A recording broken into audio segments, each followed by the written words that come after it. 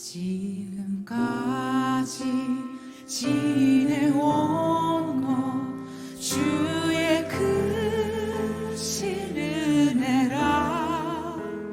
한이 없는 주의 사랑 어찌 이루 말하랴. 자나깨나 주의 손이 항상 살펴주시고 모든 일을 주 안에서 형통하게 지금까지 지내온 것 지금까지 지내온 것 주의 크신 은혜라. 한이 없는 주의 사랑 어찌 이루 말하랴. 자나깨나 주의 손이 항상 살펴주시고 모든 일을 주 안에서 형통하게 목소만도 연약한 족장의 안식처 막벨라에 관해서 오늘 우리가 좀 살펴보고요. 또 헤브론이라는 지명이 또 동일한 그런 장소이기도 해요. 그래서 오늘 좀 이 말씀을 함께 살펴보려고 합니다. 인생은 찰나라는 그런 말들 많이 들어보셨잖아요. 우리 인생이 찰나와 같은데 보면은 어떤 사람은요 건강이 영원할 것만 같은데 건강이 잃어버려요. 물질이 영원할 것 같은데 물질을 잃어버려요. 시간이 영원할 것 같은데 시간을 잃어버려요. 그러면 결국 죽음 앞에 물질도 건강도 시간도 다 아무것도 아니다라는 것을 우리 이제 죽음이라는 그런 현장 속에서 체험하게 되죠. 저는 그래서 장례식, 장례 예배 이걸 좀 굉장히 중요하게 생각을 해요. 타인의 죽음을 통해서 나의 죽음을 보는 거예요. 그런데 이 죽음이라는 두려움을 누가 변화시키셨죠? 오직 유일하게 죽음을 이기신 예수 그리스도로 말미암아 우리는요 죽음이 두렵지 않은 그리스도인인 줄로 믿으신 여러분 되시기 바랍니다. 오늘 우리가 좀 이제 안식처라는 주제와 이 막벨라라는 지명을 통해서 이 죽음을 잠깐만 좀 생각을 해보려고 하는데 구약 시대에 무덤이 발견이 됐어요. 발굴을 했더니 이게 바위입니다. 돌이에요. 돌인데 이거를 파고 들어가서 방을 만들었어요. 예. 커다란 거실 같은 방이 하나 있고 여기 자그마한 방들이 하나 있는데 그 방들이 이렇게 조그마한 방들이 하나 둘 셋 넷 다섯 여섯 일곱 이게 무덤입니다. 근데 어떤 무덤일까요? 가족묘예요. 가족묘. 가족들이 묻히는 묘예요. 묘를 이렇게 굴을 파서 방방으로 이렇게 해놨는데 여기 사람들이 있죠. 지금 이 장면은요 우리로 따지면 염을 하는 그런 과정을 이제 우리가 볼 수 있어요. 오늘 우리가 함께 살펴보는 막벨라의 이 동굴 묘도 이러한 형태일 것이다 라고 이제 보는 거예요. 오늘 말씀은 아브라함의 아내 사라가 죽음을 맞이하는 것으로 이제 시작이 되는데 우리 1절의 말씀을 우리 함께 읽습니다. 시작. 사라가 127세를 살았으니 이것이 곧 사라가 누린 횟수라. 아멘. 지도를 잠깐 보시면은 이렇게 우리가 가운데 사해가 있고요. 여기 보면 여기가 사해 바로 왼편에 우리 헤브론 막벨라가 바로 이쪽에 위치하고 있다라는 것을 이제 보게 돼요. 그렇다고 한다면 막벨라 또는 헤브론이라는 곳이 어떤 곳이냐? 예루살렘으로 이제 남쪽 30km 지점이 있고요. 해발 930m 높이 정도 있다고 합니다. 그러니까 좀 어느 정도 높은 지대에 위치한 곳이었다라는 것을 이제 보게 되는 거죠. 유다 산지의 중심이라고 이렇게 성경을 통해서 말합니다. 이 헤브론은 친구라는 뜻이고요. 아랍어로 이 엘 칼릴이라고 부르는데 엘 칼리라는 말의 뜻은 신의 친구다. 라는 뜻이에요. 그게 더 어떻게 보면 깊은 의미가 있는 것 같아요. 하나님의 친구. 하나님의 친구라는 의미를 가지고 있는 이 헤브론. 우리가 오늘 또 본문 말씀을 보면 또 다른 표현으로 막벨라라는 이제 표현을 쓰는데, 막벨라는 더 이제 의미가 있어요. 한 쌍이라는 뜻이. 한 쌍. 그 우리 이제 화면 보시면은 아브라함과 사라가 묻혀 있고, 이삭과 리브가가 묻혀 있고, 야곱과 레아가 묻혀 있어요. 자, 이렇게 다 쌍쌍쌍으로 이렇게 이루어져 있죠. 아까 전에 제가 보여드린 구약 시대의 가족묘의 형태를 보시면은 방방이 이렇게 있어가지고 그 묘실을 가족만 쓸 수 있게끔, 그러니까 가족이 쓸 수 있으면서도 또 대대로 전해 내려오는 거예요. 이 막벨라 한 쌍으로 이렇게 다 들어가 있는 그런 가족묘가 오늘날까지 있습니다. 보시면은 이 무덤이 바로 막벨라 무덤이에요. 대단하죠. 어떤 왕이 지었을까요? 헤롯 왕이 지었습니다. 헤롯 왕. 의외죠? 아니, 헤롯 왕이 이걸 왜죠? 그런 이제 궁금증을 가지실 수 있는데, 유대인들에게도 인정받고 싶은 마음이 있었어요. 그래서 로마인들을 위해서도 도시를 건설하기도 하고요, 유대인들을 위해서도 건물을 짓기도 했어요. 지금 보이시는 이 건물은 헤롯이 지었고, 실제 막벨라굴은 이 밑에 있습니다. 땅 밑에 있어요. 우리 본문 2절 보겠습니다. 시작. 사라가 가나안 땅 헤브론 곧 기랏 아르바에서 죽음에 아브라함이 들어가서 사라를 위하여 슬퍼하며 애통하다가. 아멘. 사라가 죽고 난 이후에 아브라함이 가서, 만일 사랑하지 않았다라고 한다면은 그렇게 슬퍼하고 애통할 이유가 있겠습니까? 슬퍼하고 애통했다. 3절의 말씀, 우리 3절의 말씀을 함께 읽으면 시작. 그 시신 앞에서 일어나 나가서 헷 족속에게 말하여 이르되. 아멘. 자, 2절에서는요, 아브라함이 사라의 죽음을 애도하고 슬퍼하는 그런 모습이 나타나요. 그런데 3절의 말씀을 딱 보게 되면 시신 앞에서, 여기 보면은 죽은 사라를 언급하지 않고 그냥 시신이라고 말합니다. 좀 어떻게 보면 매정할 수 있어요.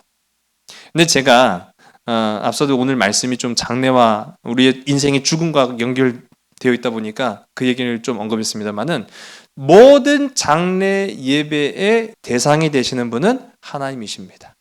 고인이 아니에요. 이걸 우리가 알아야 돼요. 예배의 영광을 받으시는 분은 하나님이시고요, 그 말씀을 들어야 되는 사람들은 누굴까요? 고인이 아닙니다. 그 말씀을 사모하고 귀 기울이며 들어야 될 사람들은요, 가족들이에요. 남겨진 자들이에요. 남겨진 자들을 위해서 말씀을 전하는 거지, 제가 고인을 향해서 말씀을 전하는 게 아니에요. 그런데 이제 기독교식과 세상적인 방식의 그 차이 때문에 때로는 충돌을 빚기도 해요. 왜 기독교인들은 절하지 않느냐? 절을 한다라는 의미 자체는요, 엎드리는 거죠. 엎드리는 것을 영어로 하면 worship입니다. 경배예요, 경배. 엎드리는 행위 자체는 경배의 행위예요.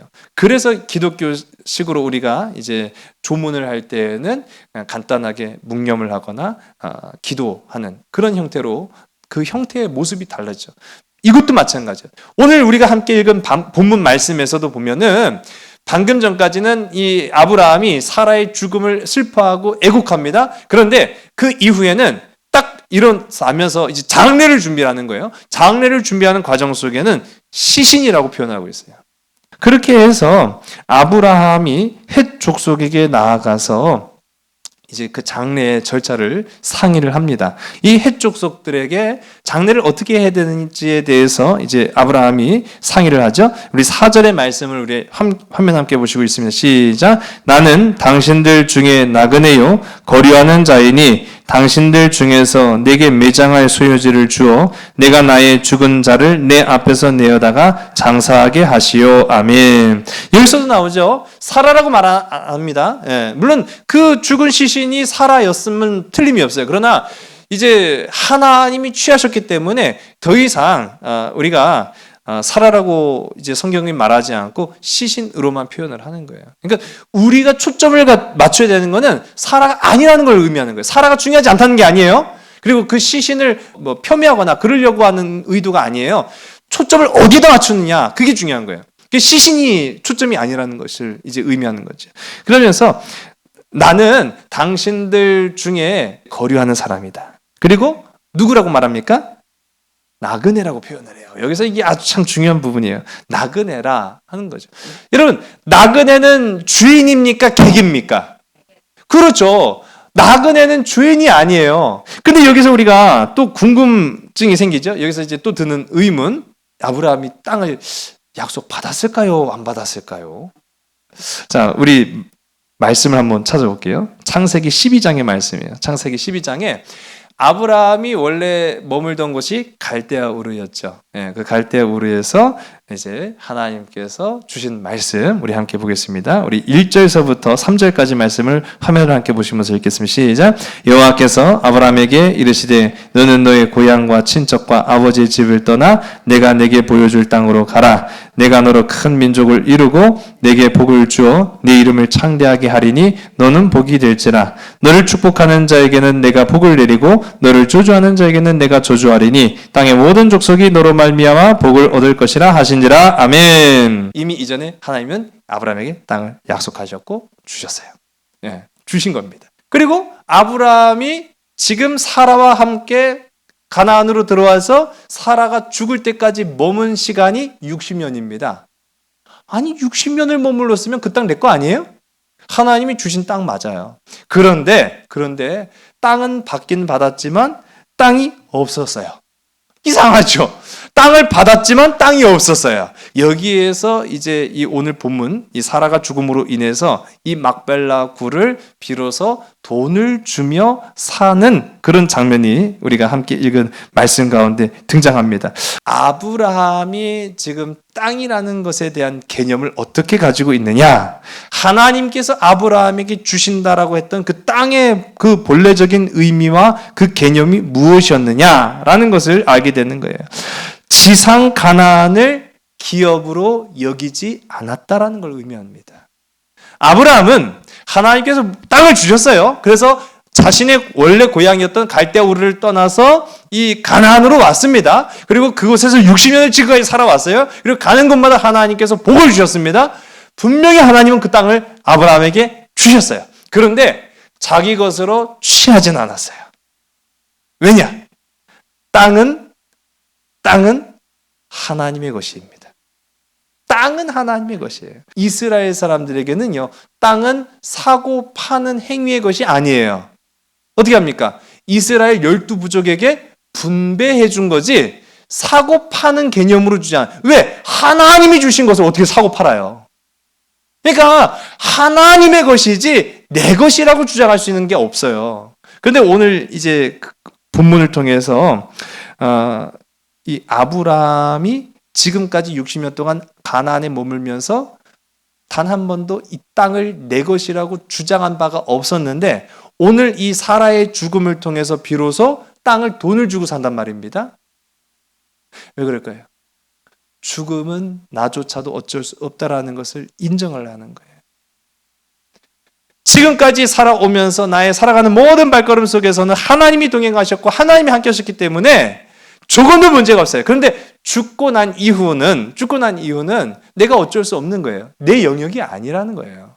내 영역이 아니었기 때문에 비로소 이제 땅을 삽니다. 그러나 많은 땅을 산 것이 아니라 자신들이 머무를 이제 시신을 안치할 수 있는 몇 자리만 사는 그런 모습을 이제 보게 되는 거죠. 그러니까 한마디로 말하면 하나님의 나라를 참된 기업으로 삼았지 아브라함은 자신이 60년 동안 발 딛고 다니면서 걸었던 그 땅을 자신의 육체의 소유로 삼지 않았다라는 것을 의미하는 거예요. 이 소유의 개념이 다른 거죠. 어차피 우리도 다 똑같습니다. 나 죽고 나면은요, 내가 가지고 갈 것은 단 하나도 없다라는 거예요. 그렇다고 했을 때 우리는 과연 무엇을 나의 것으로 삼아야 되느냐? 오늘 저와 여러분의 삶 속에 나와 한 쌍이 되시는 하나님만을 취하는 저와 여러분, 우리 복되고 아름다운 삼손 가족들 되길 간절히 소원합니다. 우리 이 말씀이 여러분의 삶에도 적용이 되는 부분이 있었으면 좋겠습니다. 막벨라는 단지 오래된 무덤이 아니라 이스라엘 사람들의 정신이 묻혀있는 곳이 바로 막벨라였어요. 아브라함이 남긴 이스라엘의 신앙 유산이 바로 막벨라였어요. 그리고 이스라엘의 정체성, 우리는 하나님의 백성이야. 라는 정체성이 묻힌 것이 바로 막벨라였어요. 우리는 나그네일 수밖에 없다라는 그런 자기 정체성이 있는 것이 바로 막벨라였다라는 사실입니다. 유리방황하던 이스라엘 백성들의 희망의 토대가 된 것이 바로 막벨라였어요. 오늘 우리에게도 희망이 주어졌습니다. 오늘 우리에게도 삶의 소망이 주어졌습니다. 우리가 이 막벨라라는 것이 다른 것이 아니라 나와 함께 하시는 주님의 동행하시는 삶의 초소, 가정, 일터 모든 것이 주님과 항상 함께 가는 영원한 우리의 안식처요 기쁨의 처소가 다 될 수 있는 우리 모든 삼손 가족들, 우리 모두가 되기를 주의 이름 간절히 소원합니다. 기도하시겠습니다. 아버지 하나님, 아브라함을 사랑하셔서 그에게 땅을 허락하시고 그와 늘 동행하셔서 삶에서 죽음에 이르기까지 그의 모든 것을 보호하시고 살피시고 채우시고 이루신 주님의 은혜를 오늘 우리가 발견하기를 원합니다. 한 쌍이 되어 주셔서 외로울 수밖에 없는 인생에 영원한 우리의 단짝이 되시고 영원한 우리의 친구가 되시고 영원한 우리의 동반자가 되어주시니 참으로 감사합니다. 세상의 것을 소유하는 것으로 우리의 만족을 삼지 않게 하시고 오직 영원한 하나님의 나라를 참된 기업으로 삼으며 오늘 우리에게 주신 삶의 초서, 가정과 일터 속에서 최선을 다하며 감사를 이루며 사랑을 나눌 수 있는 오늘 주의 백성들이 되게 인도하여 주시옵소서. 이제 남은 3일 동안도 세상 가운데로 나아갈 텐데 힘들거나 지치거나 어려운 순간마다 주님 우리에게 향하여서 위로의 손길을 덧입혀 주시고 우리가 말씀을 의지해서 힘차게 살아가되 용기 잃지 않고 살아가는 주의 지체들 되게 하여 주시옵소서. 참 사랑 되시는 예수 그리스도 이름으로 감사하며 간절히 기도드렸사옵나이다. 아멘.